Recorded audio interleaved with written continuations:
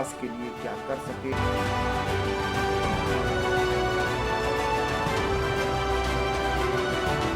Bharatiya Janata party की सरकार योगी आदित्यनाथ के नेतृत्व में पूर्ण बहुमत के साथ बनेगी। नमस्कार, आप देख रहे हैं आई इंडिया और मैं हूं पंकज सिंह गौर। और हमारे स्टूडियो में आज खास मेहमान लखीमपुर जनपद के विधानसभा क्षेत्र मोहम्मदी जो 144 वहां से विधायक हैं भाजपा के लोकेंद्र प्रताप सिंह, वो आए हुए हैं जिनसे आज जानेंगे उनके जीवन के बारे में। तो पहले तो आपका बहुत बहुत स्वागत है सर। धन्यवाद पंकज जी। हम जानेंगे कि राजनीति में कैसे कदम रखा, अगर नेता न बनते तो क्या होते। तो सर पहला सवाल मेरा यही है कि आप राजनीति में कैसे आए। थोड़ा सा विस्तार में बताना चाहूँगा आपको जी। मैं बेसिकली साइंस स्टूडेंट रहा। बीएससी किया मैथ से शाहजहानपुर जीएफ कॉलेज से, और बीएससी करने के बाद मेरा मन था कि मैं कहीं ठीक ठाक सर्विस में कहीं अपना जाऊं। इंजीनियरिंग में ट्राई कर रहा था और भी तमाम जगह ट्राई कर रहा था, मगर जब बीएससी में पास कर लिया, through out first class scholar रहा हूँ, बीएससी पास कर लिया तो घर से एक निर्देश आया कि आपको घर पे रहना है। बाकी हमारे जो अन्य भाई लोग थे सभी सर्विस में चले गए थे। पारिवारिक पृष्ठभूमि पुरानी जमींदारी की थी, तो पिताजी का आदेश हुआ कि घर पे रहना है। तो विधा बदल गई और मैं लखनऊ विश्वविद्यालय चला गया, एलएलबी में एडमिशन ले लिया। तो विधि का छात्र रहा, वहाँ से एलएलबी पास किया, एमए पास किया। उसके बाद मेरे मन में आया कि अब नौकरी नहीं करना है, घर पे रहना है, तो अच्छा वकील बनूंगा। तो बैठ गया तहसील में, वकालत शुरू कर दी। और वकालत शुरू की वैसे ही, चूँकि हमारा परिवार जनसंघ की पृष्ठभूमि से जुड़ा है, राष्ट्रीय स्वयंसेवक संघ की पृष्ठभूमि से जुड़ा है। पिताजी हमारे जनसंघ के अध्यक्ष रहे। तो लोगों ने घेरना शुरू कर दिया कि राजनीति में आना है। मैंने कहा मुझे राजनीति नहीं करनी। राजनीति शब्द से मुझे बहुत ऊब होती थी, अच्छा नहीं लगता था। तो मैंने कहा मुझे राजनीति नहीं करनी, मुझे एक अच्छा वकील बनना है और अच्छा बिजनेसमैन बनना है। लेकिन अपने संघ के, जनसंघ के, भारतीय जनता पार्टी के लोगों ने घेर करके और मुझे राजनीतिक में मेरी शुरुआत कराई। केसीनाथ त्रिपाठी जी थे प्रदेश अध्यक्ष, एक बार वो आए थे, उनसे मुझे मिलाया गया। और उस समय वहाँ पे एक शरद दादा थे, उन्होंने कहा कि ये लोकेंद्र जी हैं, पारिवारिक पृष्ठभूमि के हैं, राजनीति में नहीं आना चाह रहे हैं। तो केसीनाथ जी ने कहा कि लोकेंद्र क्या बात है, क्यों नहीं आना चाहते हो। मैंने कहा भाई साहब ये राजनीति से मुझे मेरा मन नहीं लगता, इसलिए मैं राजनीति नहीं, अच्छा राजनीति गंदी चीज़ है। तो उनका नहीं, राजनीति इसलिए गंदी है क्योंकि इसमें अच्छे लोग नहीं आते, इसे तुमको आना ही है। तो रिजल्ट ये हुआ कि मैं संगठन में जुड़ गया और एक एक तमाम पदों को, तमाम दायित्वों को खुद में जिया है। मेरे स्वभाव में है कि मैं जो दायित्व का निर्वहन करता हूँ पूरी सदास्यता के साथ करता हूँ। तो बूथ अध्यक्ष रहा, मैं अपने गांव का बूथ अध्यक्ष रहा, फिर उसके बाद शक्ति केंद्र संयोजक रहा, मंडल महामंत्री रहा, फिर मंडल अध्यक्ष बना, उसके बाद जिला कार्य समिति सदस्य, फिर जिला उपाध्यक्ष, फिर जिला महामंत्री, उसके बाद 2 बार जिला अध्यक्ष रहा। या 2012 तक का सफ़र था। और 2012 में हमारी जो 144 मोहम्मदी विधानसभा थी वह आरक्षित थी। वहाँ से कृष्णाराज जी और छोटे लाल जी आदि बीजेपी से विधायक हुआ करते थे। 2012 में ईश्वर की कृपा हुई भोलेनाथ की कि आरक्षण का चक्र पहली बार घूमा आज़ादी के बाद, और मोहम्मदी विधानसभा सीट सामान्य हो गई। पार्टी ने मुझ पर विश्वास व्यक्त किया। 2012 में मुझे टिकट दे दिया गया। बहुत अजब गजब कालखंड था।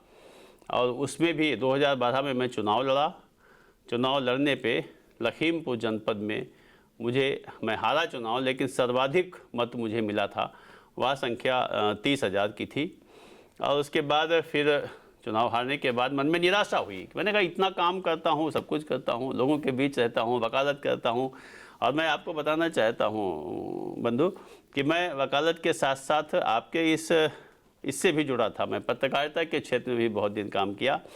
अपना स्वतंत्र वो क्या नाम है, Jansatta express, the Indian express, राष्ट्रीय सहारा में भी रहा, वॉइस ऑफ लखनऊ में भी रहा। कई वर्षों तक पत्रकारिता में पीठ पत्रकारिता किया। वहाँ उस समय बड़ा अच्छा युग था पत्रकारिता का। और 2012 में चुनाव हारा तो मन में बड़ी निराशा हुई। मैंने कहा यार इतना सब कुछ करने के बाद ये चुनाव हार गया, समझ में नहीं आता। लोगों ने कहा कि थोड़ा सा समय ठीक नहीं था, इस नाते हारे। मैंने कहा नहीं, समय नहीं ठीक था, लेकिन मेरा तो समय ठीक होना चाहिए था। तो मैं एक दिन बैठा था अपने घर पे बैठा था ऑफिस में और किताब देख रहा था अटल बिहारी वाजपेयी जी की, तो उसमें एक कविता की लाइन आ गई। मैंने देखा, किंचित नहीं भयभीत में, ना हार में ना जीत में, कर्तव्य पथ पर जो मिले यह भी सही वह भी सही। तो उन पंक्तियों से मुझे लगा कि यार ये तो ठीक बात है, तो यह तो चलता ही रहता है। मैं फिर से उठा, फिर से खड़ा हो गया और फिर से भारतीय जनता पार्टी ने मुझे अवध क्षेत्र में उपाध्यक्ष बना दिया। कई जिलों का प्रभारी रहा, आपके सीतापुर, हरदोई, बहराइच, रायबरेली, आपका गोंडा, बाराबंकी, लखनऊ, कई जिलों में प्रभारी के नाते काम, संगठन का काम करने का काम अवसर मिला। लगातार काम करता रहा और उसके बाद 2017 आ गया। 2017 में पार्टी ने फिर मुझे आशीर्वाद दिया, मुझे टिकट दिया और मैं आपको बताना चाहता हूं कि मोहम्मदी विधानसभा क्षेत्र में आज तक की सर्वाधिक जीत जो हुई वह 2017 में मेरी थी। मैं 33,000 मतों से जीता था। 2012 में 30,000 वोट मिला था। 2017 में 33,000 मतों से जीता था, जीत करके विधानसभा पहुंच गया। ये मेरे राजनीतिक सफ़र की कहानी। तो आप वकालत पेशा से जुड़े हुए थे, राजनीति में नहीं आना चाहते थे, कैसे राजनीति में आए इसको आपने साझा किया और एक बार आपको पराजय का सामना भी करना पड़ा, लेकिन जब दूसरी बार आप पर पार्टी ने विश्वास किया तो बम्पर मतों से लखीमपुर जनपद में सर्वाधिक मतों से जीतने वाले विधायक लोकेंद्र प्रताप सिंह बने। तो जिस जनता ने आपको सर्वाधिक मतों से जिताया, आपकी डबल इंजन की सरकार है, उस इलाके के लिए आपके अंदर कुछ सपना, वहाँ के विकास के लिए क्या कर सके और क्या? मैं विकास की बात करूं, इसके पहले एक आपसे एक वाकया शेयर करना चाहता हूं। जी बिल्कुल। आपके सीतापुर जनपद के एक बहुत अच्छे राजनीतिक व्यक्तित्व था आदरणीय राजेंद्र गुप्ता जी का। जी। और वह, मैं मंडल अध्यक्ष था, वह उसमें वित्त मंत्री थे संभवतः। तो वह मोहम्मदी में आए बैठक लेने, ब्लॉक के सभागार में डायस था, उस पर माननीय मंत्री जी बैठे थे, मैं मंडल अध्यक्ष था। अनमने भाव से लोगों ने बना दिया, मैंने कहा कि बिना जबरदस्ती बना दिए, काम नहीं मन करने का नहीं हो रहा था। तो मैं चूँकि आए थे इसलिए जाना था, तो हाल में पहुंचा और मंच के सबसे पीछे वाली अंतिम सीट पे जाके खामोश होकर के बैठ गया। वैसे भी अंतर्मुखी व्यक्तित्व हूँ, आप जानते हैं पंकज जी। पीछे बैठ के भी आप सबको दिख रहे हो। मैं पीछे बैठ गया जाकर के। जी। राजेंद्र जी ने जब माइक उनके पास था और उन्होंने आवाज़ माइक से कहा कि मंडल अध्यक्ष कौन है यहाँ के, तो मैं सुन नहीं पाया। दोबारा फिर रिपीट किया तो मैं खड़ा हुआ, मैंने कहा मैं हूँ, यहाँ आओ, वहाँ क्यों बैठे हो? तो मैं गया उनके पास, तो उन्होंने डीएम, एक तरफ डीएम साहब थे, एक तरफ कप्तान साहब थे। डीएम से उन्होंने कहा अपनी कुर्सी उधर बढ़ाओ, और डीएम और अपने बीच में मेरी कुर्सी डाल करके मुझे बिठलाया। मुझे लगा कि यार ये तो बड़ा सम्मान का पद है, मंडल अध्यक्ष। वहीं से मैं चल निकला। मैं राजेंद्र जी को भी धन्यवाद देता हूँ आपकी धरती के, कि उन्होंने मेरे अंदर संचार भरा था, मुझे एहसास कराया था कि भारतीय जनता पार्टी में संगठन का बड़ा महत्व है। और निश्चित रूप से इसमें कहीं कोई दो मत नहीं, भारतीय जनता पार्टी विश्व की सबसे बड़ी संगठन की पार्टी है और वहाँ पे संगठन का बड़ा महत्व है। मैं चूँकि संगठन का व्यक्ति हूँ तो मुझे संगठन में बड़ा काम किया, बड़ा आनंद आता है। संगठन में जहाँ जाता था बड़ा सम्मान मिलता था। आज पार्टी की वजह से विधायक बन गया हूँ। आपने कहा कि मोहम्मदी विधानसभा क्षेत्र के लिए क्या, तो मैं आपको बताना चाहता हूँ, मैं आदरणीय मुख्यमंत्री योगी आदित्यनाथ जी को, आदरणीय मोदी जी को बहुत बहुत धन्यवाद देना चाहता हूँ। मूलतः मेरा जो चुनाव हुआ था उसमें आदरणीय मुख्यमंत्री योगी आदित्यनाथ जी आए भी थे, तब वह मुख्यमंत्री नहीं थे, और उन्होंने लगभग 45-50 हज़ार की संख्या की हमारी विधानसभा की जनसभा को संबोधित किया था, और वही उसी जनसभा से मेरे जीत की नींव रख गई थी। तो मैं, जब मेरे दिमाग में एक स्क्रिप्ट था, मोटरसाइकिल से निकलता था घर से, तो मैं देखता था सड़क के किनारे निकला हूँ तो प्राइमरी स्कूल है, मैं देखता था यार कहते क्या हालत है, ये गांव का गरीब मजदूर किसान का बच्चा कैसे पढ़ेगा, ये बेसिक एजुकेशन की बड़ी स्थिति खराब है। टीचर्स जो थे वह दूर दूर के होते थे। पता चला कि यहाँ संविदा पे 1500 रुपया पे रख गए और चले गए मुरादाबाद, मेरठ, मतलब नहीं रहते थे यहाँ। तो मुझे बड़ा ख़राब लगता था, मेरे मन में पीड़ा होती थी कि तो बड़ा ख़राब बात है। जब मैं विधायक बना तो सबसे पहले काम मैंने बेसिक एजुकेशन को टारगेट किया भाई साहब, और सबसे पहली मीटिंग मैंने किया तो बीआरसी पे सारे टीचर्स को बुला करके उनके साथ बैठा, उनको बूस्टअप किया। मैंने उनसे कहा कि आप मुझे 5 साल अपना बेस्ट दे दो, मैं आपका कहीं उत्पीड़न नहीं होने दूंगा, आपका कहीं पर भी कोई समस्या आएगी तो मैं आपके लिए सीना खोल के खड़ा हो जाऊंगा, लेकिन आप बेसिक एजुकेशन को महत्वपूर्ण ढंग से लीजिए। मुख्यमंत्री जी का भी स्क्रिप्ट था कि बेसिक एजुकेशन अच्छे पे जाए, और उन्होंने बड़ा परिवर्तन किया बेसिक एजुकेशन में। बड़े मैंने ड्रेस बदली, तमाम यूनिफॉर्म और सब कुछ फ्री दिया, निःशुल्क दिया, स्कूलों का स्वरूप बदला। तो मैं दावे के साथ कह सकता हूँ पंकज जी कि हमारे मोहम्मदी विधानसभा में तमाम विद्यालय ऐसे हैं, कभी आप आइए मैं दिखाऊंगा आपको, तमाम विद्यालय ऐसे हैं जिन्होंने अपनी खूबसूरती के नाते जाने जाते हैं। हमारे यहाँ एक विद्यालय मियाँपुर कॉलोनी का है, सम्मिलन विद्यालय है, वो जॉइंट है, माने प्राइमरी और उसका जूनियर का। तो इतना खूबसूरत विद्यालय है कि भारत के पोर्टल पे देखा जा सकता है, और उसकी तमाम होर्डिंग लखनऊ में, राजधानी में तमाम होर्डिंग सड़कों पे लगी हैं, इंदिरा भवन में लगी है। मैं एक दिन जा रहा था, चार बाग की तरफ जा रहा था, मैंने देखा कि होर्डिंग लगी, मुझे लगा कुछ जाना पहचाना सा लग रहा है, तो मैं रुक के देखने लगा। मैंने कहा अरे ये तो हमारे यहाँ की होर्डिंग है। तो देखा तो मियाँपुर कॉलोनी के विद्यालय की होर्डिंग थी। मैं बहुत खुश हुआ, मेरे आँख में आंसू आ गए उस समय। मैंने कहा कि ये एक लॉट ऑफ चेंज। तो ये एजुकेशन, बेसिक एजुकेशन के क्षेत्र को बहुत अच्छा, मुख्यमंत्री जी को धन्यवाद देता हूँ, उन्होंने बहुत उस पर काम किया। हम लोगों ने सोचा नहीं था कि क्या कभी बेसिक एजुकेशन के भी स्कूल्स कॉन्वेंट पैटर्न पे हो जाएंगे। कई विद्यालय माने हमारे यहाँ लगभग 40-45 विद्यालय कॉन्वेंट हो गए थे, और बड़ा अच्छा एक व्यवस्थित, माने टीचर्स वही टीचर्स थे। देखिए, जो टीचर्स आते नहीं थे, टीचर्स नहीं बदले, सरकार बदली, विचारधारा बदली, काम करने का ढंग बदला, जनप्रतिनिधि बदला, और वही टीचर अपने जीवन का बेस्ट देने लग गए।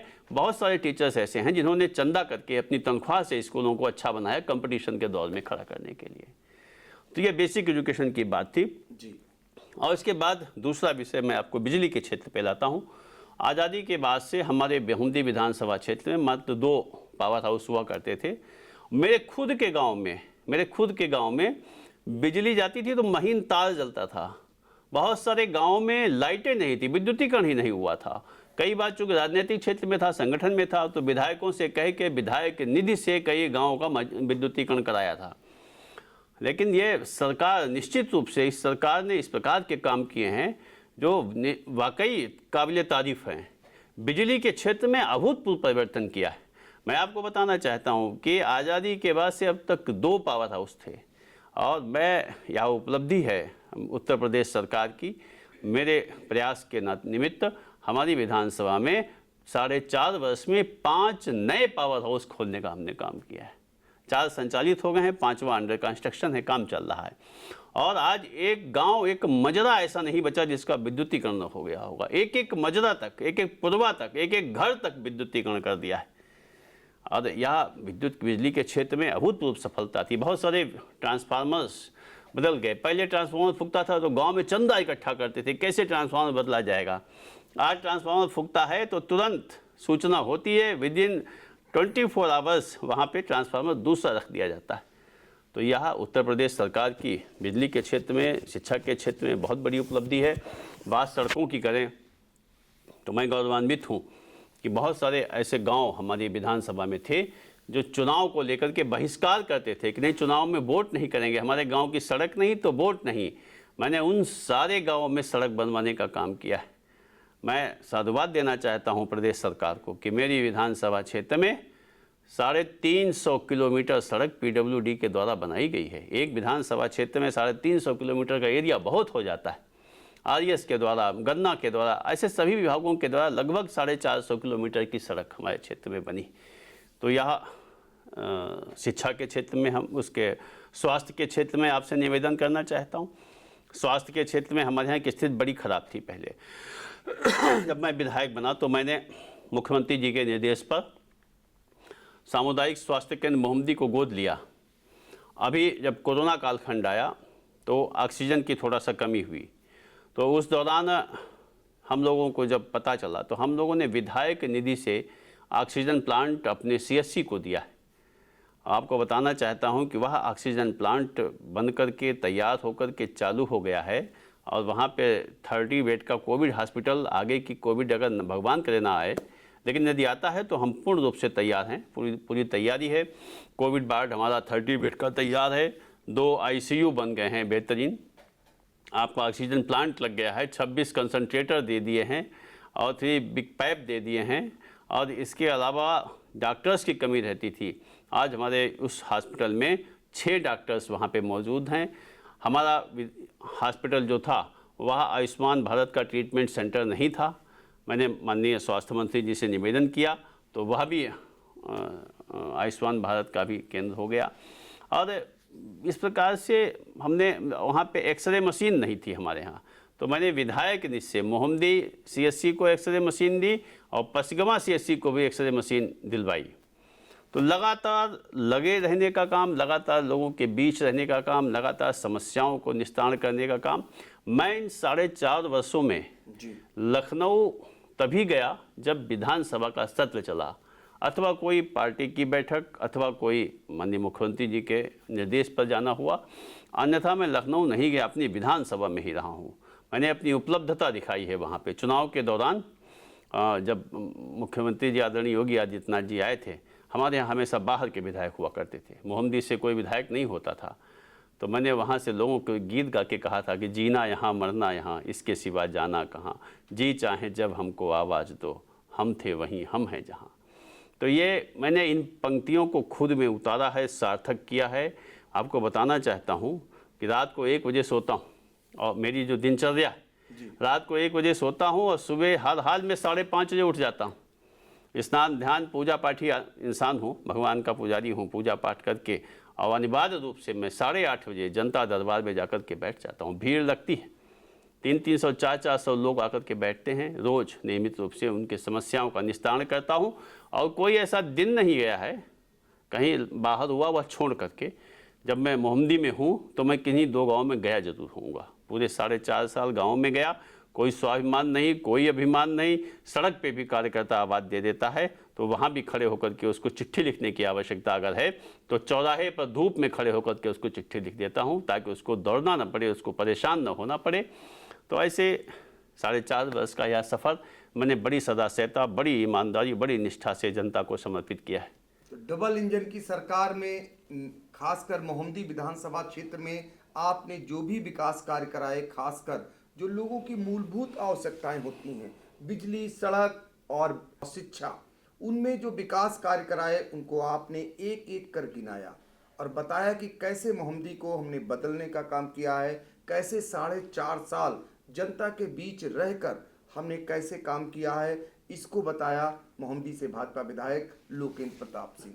और एक चीज़ हम आपसे और कहेंगे कि बहुत सारे सपने होते हैं हर एक व्यक्ति के।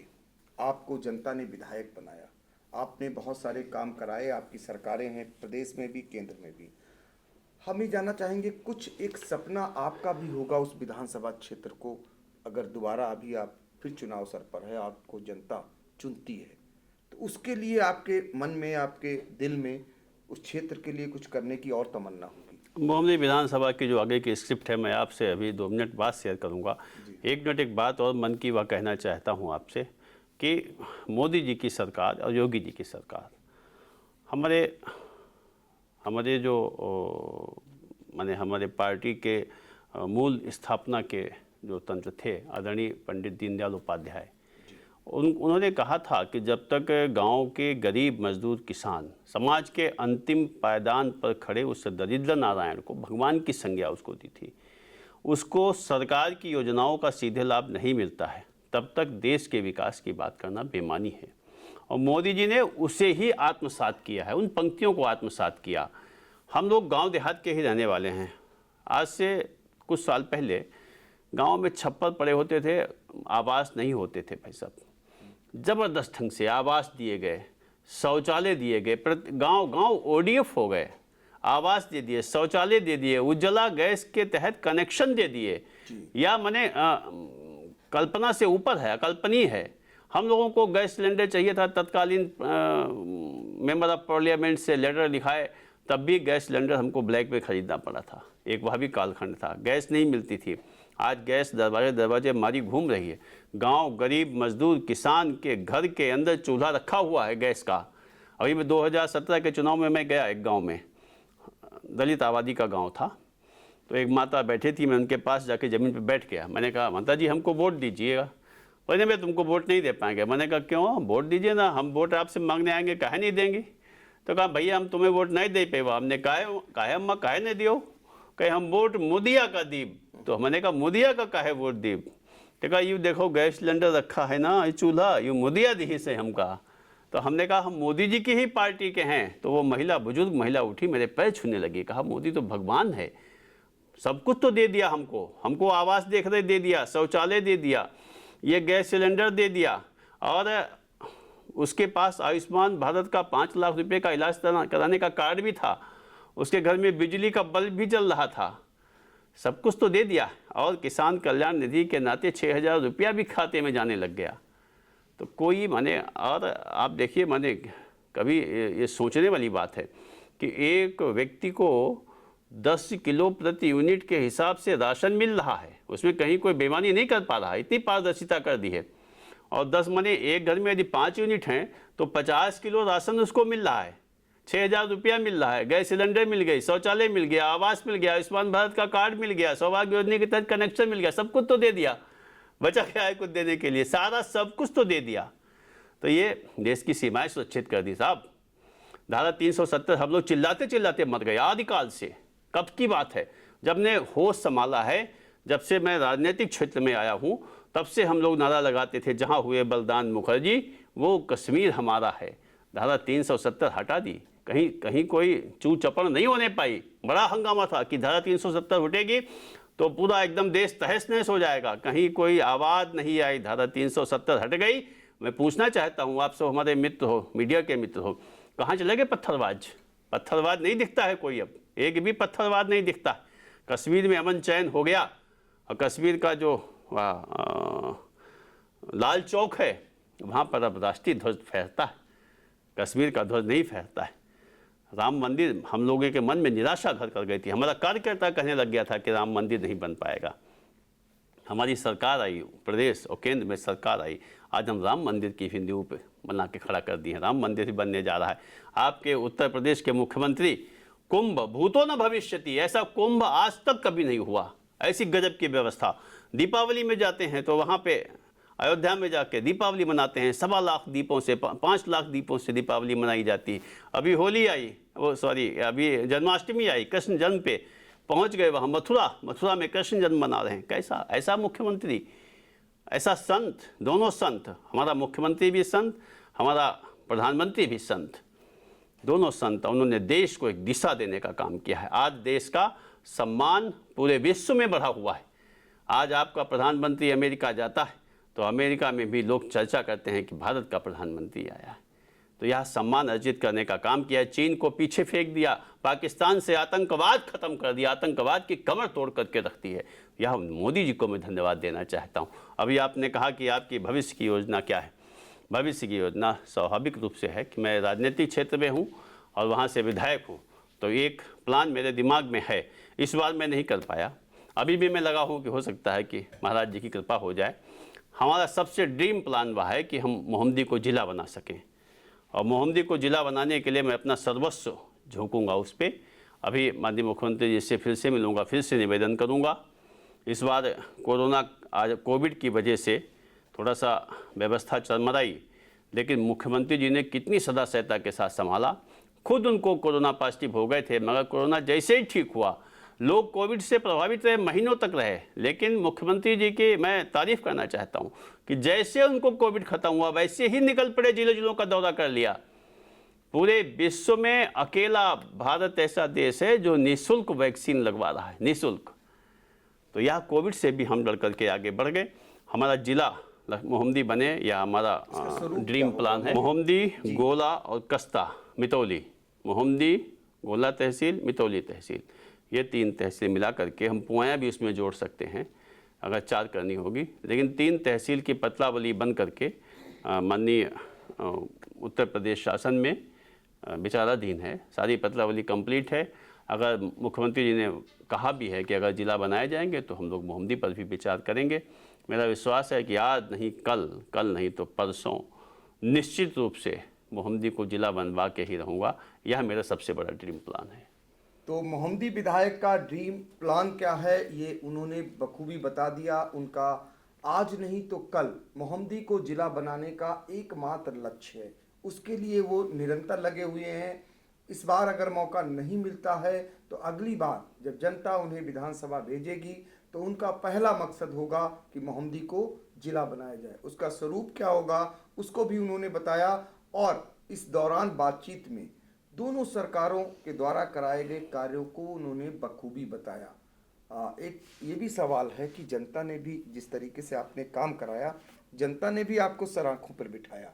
बिल्कुल बेटा। आज देश के कई प्रांतों में आपकी सरकार है, जी। देश में आपकी सरकार दोबारा बनाई, फिर योगी जी पार्ट 2 की तैयारी कर रहे हैं। तो ऐसे में जनता का भी तो बहुत कुछ था कि आपको आप पर विश्वास किया, आपने उनकी मूलभूत सुविधाओं को ध्यान में रखा। लेकिन हम फिर वहीं पे आएंगे विधायक जी, बहुत सारी अभी भी समस्याएं कहीं ना कहीं हैं। आप जिस हाईवे पे आते होंगे, हाईवे को आप देखते होंगे, ये प्रदेश की राजधानी को देश की राजधानी से जोड़ता है, यानी लखनऊ से दिल्ली को जोड़ने वाला सीधा NH-24 राष्ट्रीय राजमार्ग है। इसके भी गड्ढे आपको नज़र आते होंगे, आपको भी झटका लगता होगा। और आपकी 7 साल की सरकार केंद्र की हो गई, 5 साल की ये होने जा रही। ये गड्ढे कब भरेंगे? देखिए, आपने हाईवे की बात की, कई एक्सप्रेस हाईवे बनने की ओर अग्रसर हैं। मेरे यहाँ भी 730A हाईवे था, वह बनकर तैयार हो गया, कंप्लीट हो गया, सब कुछ फिनिश हो गया है और मैंने बड़े प्रयास करके उसे कंप्लीट कराया। आपका जो आपने NH-24 का जिक्र किया, तो NH-24 एक काम चल रहा है और इसमें कहीं कोई दो मत नहीं, थोड़ा सा विलम्ब है काम में, और वो सड़क हम लोगों के दिमाग में भी है। हम लोग मुख्यमंत्री जी से भी फिर से निवेदन करेंगे कि ताकि यह जल्दी कार्य शुरू हो सके। NH-24 बन जाए तो लखनऊ दिल्ली का जो है बड़ा सुविधाजनक हो जाएगा। बीच बीच में सीतापुर तक तो बना ही है, सीतापुर से आगे थोड़ा शाहजहांपुर तक यह टुकड़ा जो है यह बनने के लिए काम भी चल रहा है। मुझे लगता है कि जल्दी पूरा हो जाएगा। तो NH-24 के लिए भी आश्वस्त हैं कि बहुत जल्दी बन जाएगा, उस पर काम चल रहा है। और ये कहना है मोहम्मदी से विधायक लोकेंद्र प्रताप सिंह का। आपसे आखिर में हम कहना चाहेंगे कि जनता के लिए क्या कहना चाहेंगे, और ऐसे में जब आप इतना सब कुछ व्यस्त रहते हैं, कार्यकर्ता को ही परिवार मानते हैं, तो कहीं परिवार तो नहीं पीछे छूट जाता है? स्वाभाविक बात है कि मैंने अपना इन 4.5 वर्षों में, इसके पहले तो संगठन में काम करता था तो परिवार के लिए भी समय निकलता था, लेकिन इन 4.5 वर्षों में मैंने मोहम्मदी विधानसभा के एक एक बच्चे को अपना परिवार माना है। और मुझे खुशी है, मैं आत्मसंतुष्टि है मेरे मन के अंदर कि मैंने एक एक समस्या में, कार्यकर्ता की एक एक समस्या में खड़े होने का काम किया। कार्यकर्ता सुखी है तो मैं खुश हूँ, कार्यकर्ता दुखी है तो मैं दुख हूँ। मेरा कोई स्वाभिमान नहीं, कार्यकर्ता का सम्मान ही मेरा सम्मान है, उसका स्वाभिमान ही मेरा स्वाभिमान है। मैंने सदैव उसके साथ खड़ा हुआ हूँ। परिवार से स्वाभाविक है कि रात को पहुँचता हूँ, 12 बजे पहुँचा, तब तक पता चला कि परिवार सो गया है। सुबह 5:30 बजे उठा, अपनी दैनिक उपयोग के बाद पूजा पाठ में लग गया, पूजा पाठ के बाद बैठ गया जनता दरबार में। अक्सर ऐसा होता है कि सुबह ब्रश करता हुआ बाहर निकला तो पता चला कि 10 लोग खड़े हैं, तो ब्रश करते करते उनसे बात करके उनका काम कर दिया। और फिर कभी कभार, अक्सर अधिकांश ऐसा होता है कि चाय पीने बैठा हूँ तो कार्यकर्ता मित्र आ गए, उन्हीं के साथ चाय पिया और चाय पी के ही उन्हीं के साथ गाड़ी पे बैठा और निकल गया, भोजन नहीं हो पाता है। तो ये सब, लेकिन बड़ी कृपा है ईश्वर की और मोदी जी की, योगी जी की, आदरणीय प्रधानमंत्री भारत के नरेंद्र भाई मोदी, आदरणीय योगी आदित्यनाथ, उत्तर प्रदेश के मुख्यमंत्री, मैं उनको बहुत बहुत धन्यवाद साधुवाद देता हूँ। एक कालखंड था पंकज जी कि राजनयिकों ने अपना जनता पर से विश्वास खो दिया था। आज उस विश्वास को वापस लाने का काम हमारे प्रधानमंत्री मुख्यमंत्री ने किया है। अपराध खत्म कर दिया है, डकैती, लूट, चोरी, अपहरण, इंजन चोरी, मोटर चोरी, कहीं सब गायब हो गए हैं। लगता ही नहीं जैसे कहीं हम लोगों के, मेरे खुद के मोटर 3 बार समाजवादी पार्टी की सरकार में चोरी हुए थे। सरकार कोई हो लेकिन चोर तो चोर ही थे। लेकिन ये योगी बाबा का सख्त कदम है कि अपराध से समझौता नहीं किया। और मैं उनको एक और साधुवाद देना चाहता हूं कि पार्शलिटी नहीं की, चाहे भाजपा का विधायक हो, चाहे सपा का विधायक हो, चाहे किसी और पार्टी का विधायक हो, सबको एक बराबर रखा है कि ठीक से रहेंगे, ठीक से काम करेंगे, अच्छे से काम करिए, दाएं बाएं मत चलिए। यह सब उन्होंने बहुत सख्त निर्देश हैं उनके। यकीनन मैं उनको अपना आइडियल मानता हूँ। तो ग्राउंड जीरो से आपने संगठन का काम शुरू किया और जिला अध्यक्ष जैसे पद का निर्वहन किया बखूबी, उसके बाद विधायक भी रहे और जिला अध्यक्ष भी रहे। ऐसे में आप एक कार्यकर्ताओं को परिवार के रूप में मानते हैं और आप आगे भी आशान्वित हैं कि मोदी और योगी जी के सहारे आगे भी नैया पार होगी। कार्यकर्ता ही सब कुछ है, इनका परिवार है और उसके लिए हमेशा ये समर्पित रहेंगे। आशान्वित नहीं, विश्वस्त हूँ, जी। 100% मैं कॉन्फिडेंट हूँ कि उत्तर प्रदेश में भारतीय जनता पार्टी की सरकार योगी आदित्यनाथ के नेतृत्व में पूर्ण बहुमत के साथ बनेगी। हमारी जो सीटें इस समय हैं उससे बढ़ करके हम सीटें लाएंगे, उससे कम सीट नहीं लाएंगे। ये विश्वास है अभी भी आपका बना हुआ है। जो काम किया उसको आपने गिनाया, अपने पूरे जीवन के बारे में बताया और आपने आई इंडिया से बातचीत की। आपका बहुत बहुत धन्यवाद। धन्यवाद पंकज जी।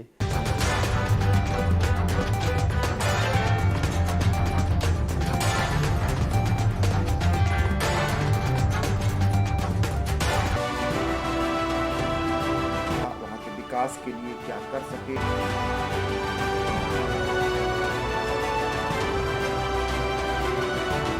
भारतीय जनता पार्टी की सरकार योगी आदित्यनाथ के नेतृत्व में पूर्ण बहुमत के साथ बनेगी।